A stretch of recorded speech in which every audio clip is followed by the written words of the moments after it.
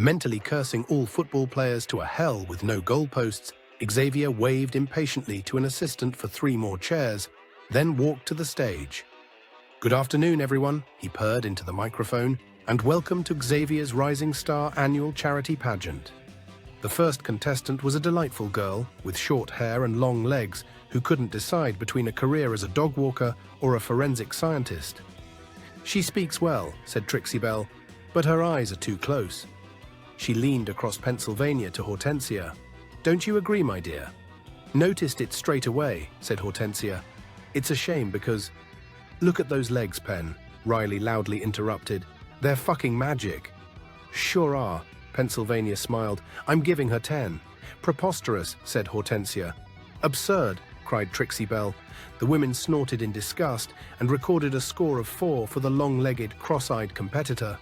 The heels on the shoes of the second contestant were so high they doubled her height.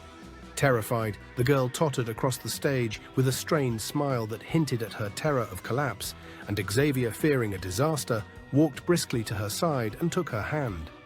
"And now, contestant number 2, Melissa Cornwall," he announced upon their safe arrival at the microphone.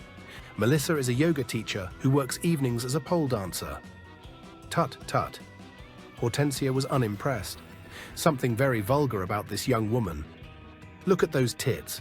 Riley slapped Pennsylvania on the back. "Mate, you have to use your influence and get me a date with this chick."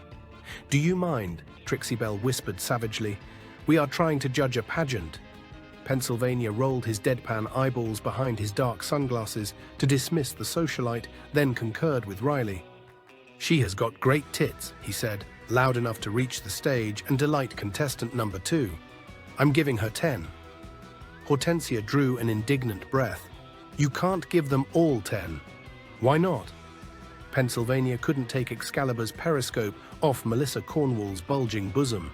"Those tits deserve a 10. The socialites went humph and gave the big busted girl in the ludicrous heels a miserable score of 5.